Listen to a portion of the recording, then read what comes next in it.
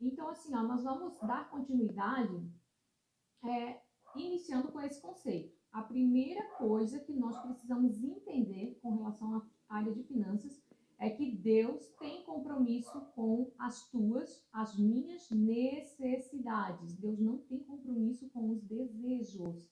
Ele tem compromisso com as necessidades.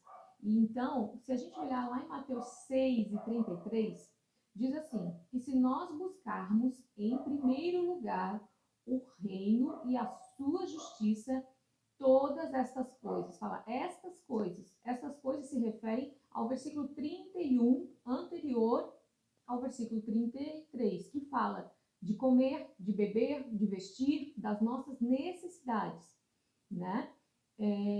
Todas elas serão acrescentadas, vão ser supridas. Então, se você tem o teu coração no reino de Deus, você não precisa se preocupar com as tuas necessidades, porque o Senhor será o teu provedor. Então, assim, a gente vê muitas pessoas, como eu falei anteriormente, quebradas financeiramente, não por causa das necessidades, mas por causa de decisões erradas que tomaram, porque o tesouro delas estava fundamentado nos buracos da alma dela. Então, cuidado com isso, tá? Então, hoje nós vamos ver orientações gerais sobre finanças que refletem a vontade de Deus para as nossas vidas na área de finanças. Então, quando a gente não entende que a Bíblia ela nos traz orientações gerais sobre finanças, o que acontece? Quando a gente desconhece, não entende que a Bíblia traz orientações para nós, né, que é a vontade de Deus para a nossa vida na área de finanças, a gente começa a fazer o quê? A gente começa a achar que o dinheiro que nos foi confiado é para o uso dos nossos prazeres, é para o uso dos nossos desejos pessoais, e não que Deus confiou um dinheiro na nossa mão com razões e propósitos específicos. Isso sabe, é muito claro. Quando a gente percebe as pessoas vivendo a vida, fazendo o que elas bem entendem com o dinheiro. Então, são pessoas que não compreendem o princípio de mordomia, não compreendem que Deus tem lhe confiado um dinheiro e espera que você seja um servo, um mordomo fiel, né, que vai prestar contas com ele. A gente conversou sobre isso na semana passada. Então, eu queria falar com vocês aqui, ó, o versículo de Provérbios 3:9, que diz assim: honra ao Senhor com os teus bens e as primícias da tua renda. Então, as primícias, o que seria? Seria a primeira parte da tua renda, aquilo que você vai devolver para o Senhor, né? Então, seria, né, o básico aqui, o que entra seria os 10%, os 10% que é o dízimo, né? Mas um princípio também que a gente precisa entender aqui nessa questão de honrar, aqui o versículo deixa bem claro, honra ao Senhor com os teus bens e as primícias da tua renda. O que é honrar ao Senhor? Aqui Deus está pedindo para você dar as primícias, que essa é a maneira que você demonstra aonde está o teu coração, aonde está a tua prioridade. Você reconhece que Ele é Deus na sua vida. Então, só um exemplo assim, que eu utilizo bastante, alguns até talvez já tenham ouvido, é que, por exemplo, assim, ó, se eu decido honrar o meu pai no dia do meu aniversário, e eu tenho um bolo grande, e para honrar ele, a atitude de cortar a primeira fatia e dar para o meu pai é o que vai fazer ele se sentir honrado, porque é a primeira fatia. Então, assim, ó, vamos supor que nesse dia eu quero honrar ele, mas se eu pegar e der a primeira fatia para o meu marido, a segunda fatia para o meu filho, que são aqueles que estão comigo todos os dias, e eu der a terceira fatia para o meu pai, a terceira fatia já não representa a honra da primeira fatia. Então, ele não vai se sentir honrado como eu gostaria que ele se sentisse. Então, não se trata de dizer para ele, pai, eu vou tirar a primeira fatia aqui, ó, para mim, para o meu marido, para o meu filho, e o resto do bolo é do senhor. Não, isso não é honra. E o senhor pode comer quantas fatias quiser do resto do bolo. Honrar é você tirar a primeira parte. Isso é honrar. É você Nesse caso, Deus, ele está esperando ver em que lugar ele está na tua vida quando ele te dá essa possibilidade de você retirar a primeira parte e devolver para ele, né? E isso só tem a primeira fatia. Então, assim, o que nós acreditamos? Que honrar a Deus com esses 10% seja, assim, ó, o ponto de partida para uma vida abençoada, uma vida segundo a vontade de Deus. Mas o que nós acreditamos? Nós acreditamos que esses 10%, na verdade, eles são o básico. Eles são apenas o início. Deus quer o quê?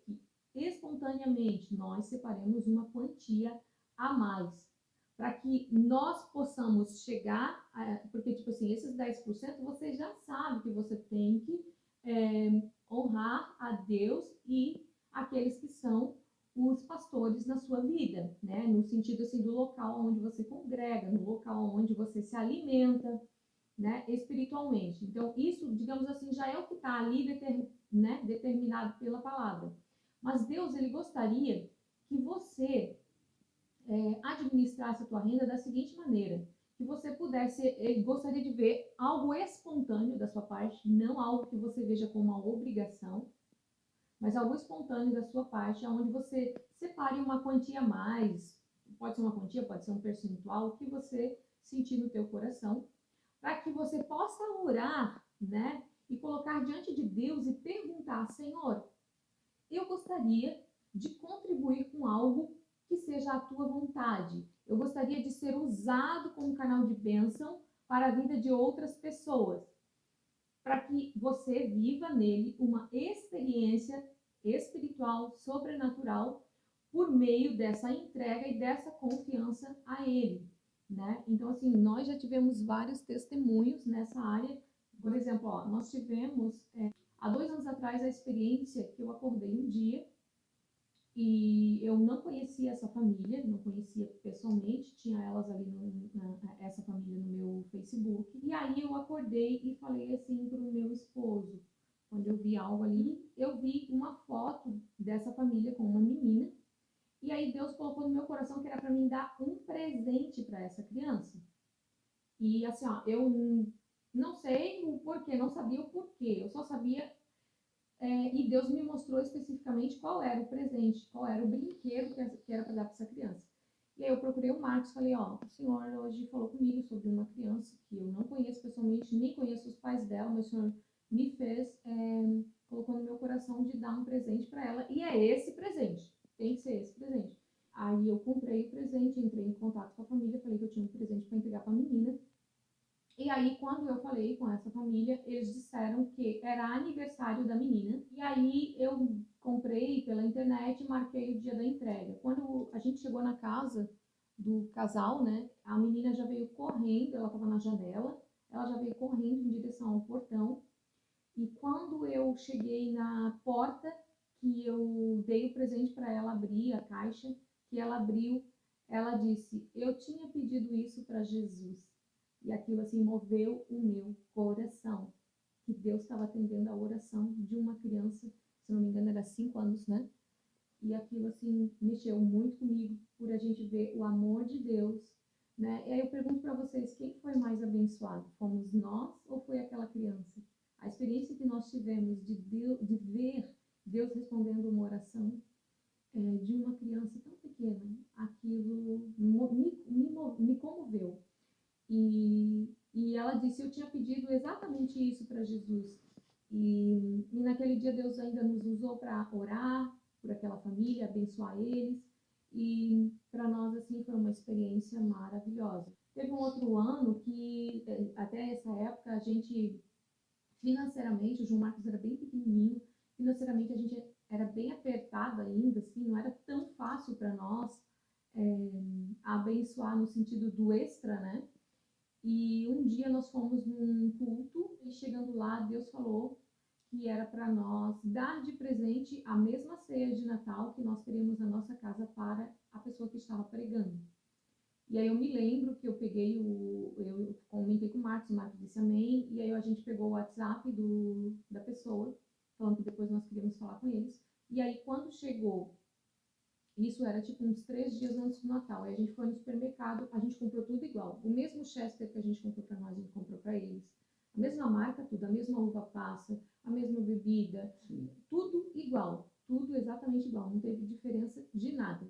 Igual a nossa ceia. E a gente ainda comprou brinquedos de presente para as crianças. E nós fomos lá nessa casa, nessa família, e entregar no dia. A gente não sabia onde eles moravam. E a gente chegou lá, essa família tinha só um fogão e um colchão no chão. E foi uma alegria, uma provisão de Deus para aquela família naquele Natal, né? Então foi também uma experiência muito forte que a gente teve. De uma época que às vezes as pessoas pensam assim, eu não ajudo porque eu não tenho. De uma época que para nós já era difícil fazer por nós. Mas Deus ainda assim... Então é aquela visão que nós falamos semana passada do ser fiel no pouco, sobre o muito te colocarei. Então o que nós queremos falar com isso? Que Deus, ele não precisa e ele nunca precisou e nem nunca vai precisar do seu dinheiro. Entenda isso. Deus não precisa do seu dinheiro. Deus é o dono do ouro e da prata. Só para vocês terem uma ideia, na cidade santa, onde nós vamos morar, onde eu e você vamos morar, nós vamos pisar no ouro. As ruas serão de ouro. Então Deus está dizendo, metaforicamente, a gente pode entender, né? Que vocês vão pisar em cima daquilo que hoje tem valor para este mundo. E é esse coração desprendido que o Senhor procura, busca em nós. Ele não precisa do nosso dinheiro. Então, nós vamos começar a falar, mas por que então que Deus quer que nós, né, sejamos desprendidos do dinheiro? Então, assim, a vontade de Deus é que nós sejamos governados pelo Espírito, pelo governo de Deus, pelo reino de Deus, e não pelo Deus deste mundo, que é Mamon, que é o Deus desse século. Então, quando você dá ou não dá, né, você deixa claro quem é que está te governando. Quando você não dá uma coisa que Deus gostaria que você desse, ou quando você simplesmente faz algo que não seja a vontade de Deus, o que acontece? Você está deixando claro que quem está te governando é o teu coração, é a tua alma, é a tua emoção. Então, o Marcos, ele é plantonista e ele recebeu agora uma solicitação ali de um cliente e ele, por isso, vai ter que atender, tá? Ele atendendo, se for possível, ele retorna ainda antes da gente encerrar hoje. Mas, enfim, vamos continuar. E vocês não saiam, porque eu estou sozinha. Vou ficar brava. Não, brincadeira. Então, quando a gente fala sobre o dar, o contribuir para o reino de Deus, sobre o investir no reino de Deus, e a gente fala assim, ó, que Deus não precisa do nosso dinheiro, Deus, quando ele nos pede algo, na verdade, ele está nos assemelhando a ele. Ele tem um coração que dá, ele tem um coração que ama, que se compadece, que dá. Então, assim, ó, dar não é uma forma de Deus levantar dinheiro. Dar é uma forma de conduzir eu e você ainda mais ao caráter e à semelhança de Cristo. Lá em 1 Coríntios 13 diz assim, ó: e ainda que eu distribua todos os meus bens, se não tiver amor, nada disso aproveitará. Então, você precisa aprender a dar e aprender a dar com a atitude apropriada. Tem que ser por amor ao reino de Deus, ao que Deus ama, aquilo que importa para o coração de Deus. E não para comprar a bênção. Deus sabe quando você está tentando comprar uma bênção, quando você está tentando comprar uma unção, quando você está tentando comprar algo que não se vende, né? Então, assim, é importante a atitude do dar. Tem que ser por amor. E é tão interessante isso, porque quando a gente começa a pensar em Deus, ele foi o nosso primeiro, ele é, na verdade, o primeiro e o maior exemplo dessa prática de dar motivado pelo amor. Por quê? Porque ele nos amou tanto, que nos deu quem? Qual bem ele nos deu? O bem mais precioso que ele tinha, que era o seu Filho unigênito. Para quê? Para nos resgatar. Para que eu e você tenhamos a vida eterna. Então, ele é um exemplo maior de quem deu. Se a gente for fazer conta, prestar contas com Deus, do que ele deu para nós e o que nós damos para ele, o que nós damos para ele é insignificante em vista do que ele nos deu. Então, é melhor a gente não tentar fazer conta com Deus. Nós vamos perder no final.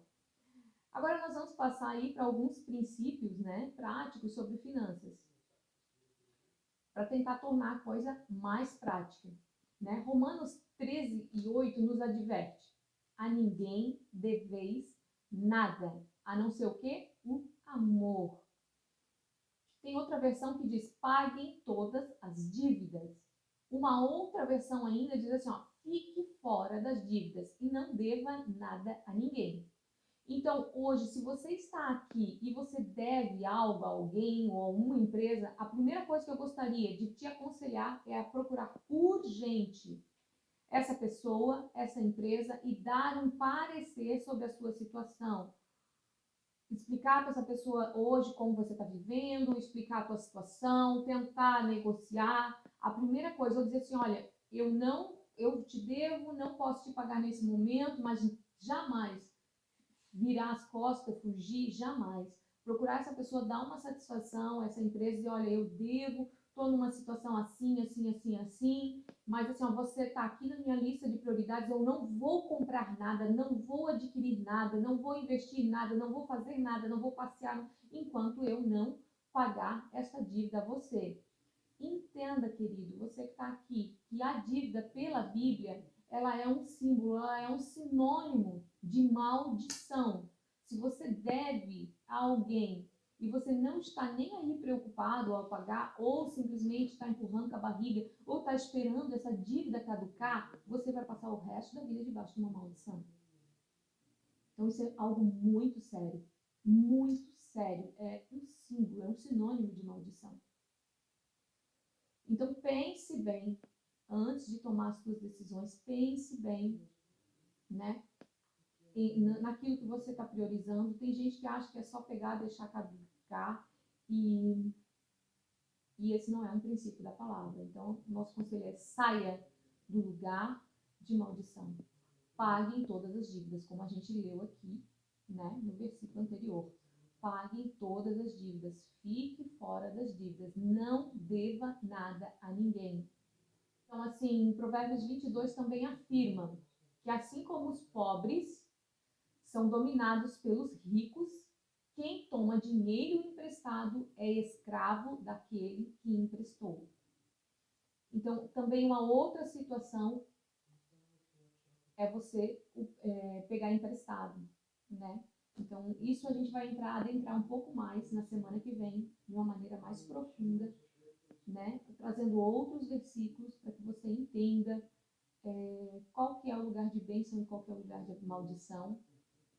Mas você precisa entender que quanto mais você deve, mais escravo você se torna.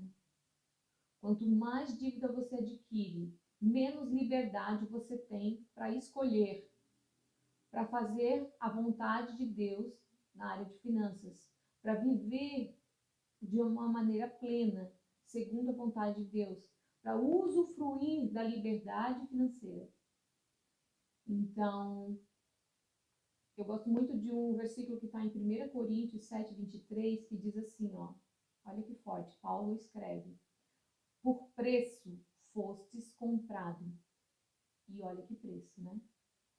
Não vos torneis escravos de homens. Então, quando você está num lugar de dívida, você está num lugar onde você se tornou um escravo. Essa não é a vontade de Deus para a vida dos seus filhos. Deus quer que você seja livre para servi-lo da maneira que Ele gostaria que você o sirva, que você viva, que você, digamos assim, prospere, possa não só ter para você, como abençoar outros. Então, uma outra coisa muito importante, muito forte, são os esquemas de enriquecimento rápido. Então, a Bíblia, ela nos orienta a evitar esses esquemas. Por quê? Porque esses esquemas, normalmente, eles nos tentam, nós, filhos de Deus, a tomarmos decisões precipitadas e decisões fora da vontade de Deus. Preste atenção nos versículos que eu vou lhe repassar. Se quiser, anota aí, para você reler depois, ler ele no contexto e ver o que Deus está te comunicando nessa noite. Provérbios 28 e 20 diz: o fiel será ricamente abençoado, mas quem tenta enriquecer-se depressa não ficará sem castigo. Olha que forte. Provérbios 21, 5. Os planos do diligente tendem à abundância, mas a pressa excessiva à pobreza. O que você precisa entender? Que no reino de Deus, o dinheiro funciona como uma semente. E semente, ela não aparece, ela não frutifica assim, ó, do dia para a noite. Requer o quê? Ficar um tempo ali paradinha, a semente, esperando frutificar. Então, você tem que tomar muito cuidado com isso. Mas a gente também não está dizendo para você que você tem que ficar de bracinho cruzado, esperando o dinheiro cair do céu e não fazer nada. Nós estamos dizendo para você não ter pressa, não desejar um enriquecimento muito rápido. Por quê? Porque ele pode voltar. Porque ele vai nos fazer fechar os olhos para os riscos destas coisas. Então, por isso a palavra nos adverte. E normalmente essas coisas a gente vai encontrar onde? Nos esquemas de pirâmides financeiras, nos fundos de investimentos fraudulentos, né? Em pessoas oportunistas que vão querer também, vão ver que você tem um dinheiro, vão te oferecer às vezes para entrar num negócio. Então tome cuidado. Por quê? Porque às vezes na ganância de que aquele dinheiro vai vir rápido, na ganância de que aquele dinheiro vai vir depressa, o que vai acontecer? Muitos não percebem os riscos e o perigo de colocar o pão da sua família, de colocar o futuro da sua família em risco. Muitos não percebem isso. Interessante isso, Miriam. Na verdade, até quando a Miriam fala a palavra ganância, talvez você pense assim, não, mas então isso não se aplica a mim. Às vezes não é a ganância, é o afã de resolver uma situação difícil, uma preocupação com o futuro. E é interessante que, em momento algum, Deus tem problema com que o cristão, que quem o serve, tenha condições financeiras de sustentar a sua casa, tenha uma condição financeira equilibrada. Tanto é que Jesus fala, olha, qual é o pai, se vocês que são maus, quando um filho pede algo, já dá algo bom, quanto mais o seu pai. Então, o problema aqui de Deus, não o problema de Deus, mas o nosso problema com relação a essa questão do dinheiro, ela está muito mais atrelada ao nosso relacionamento com o dinheiro do que ao fato de tê-lo, isso na visão de Deus. Até hoje de manhã, Miriam, eu estava ali no meu diário de oração, eu passei por uma frase que, eu não me lembro onde é que eu ouvi ela, que eu anotei no meu diário, que diz assim, transferência de unção não é isenção de processos. Então, por exemplo, eu quero ter algo abençoado na minha vida, eu quero poder curar as pessoas. E aí eu quero que alguém me transfira essa unção de curar, certo? Então, o fato de Deus falar, ok, você vai receber, mas isso não me isenta de processo. Então, por exemplo, aí eu estou falando em dinheiro, certo? Eu quero que Deus me dê a unção da cura. E aí eu estou mexendo no dinheiro do meu patrão. Não tem como eu receber a unção enquanto eu não passar pelo processo de deixar de mexer no dinheiro do meu patrão. Da mesma forma, a questão, Miriam, por exemplo, assim, eu diria que a bênção financeira, certo? Ela não isenta de processos, entende? Então, se a minha vida, eu não faço a gestão correta à luz da palavra de Deus da minha vida financeira, certo? Não tem como eu querer a bênção da prosperidade financeira sem os processos que levam a essa bênção, né? Então, só fazer uma contribuição colocando esse ponto, né? Com certeza, né? Sempre bem-vindo as contribuições. Mas assim, ó, Provérbios 27:12 também diz acerca desse assunto que o prudente percebe o perigo e busca refúgio. Agora, o inexperiente segue adiante e sofre as consequências. Então, tudo isso você precisa levar em consideração.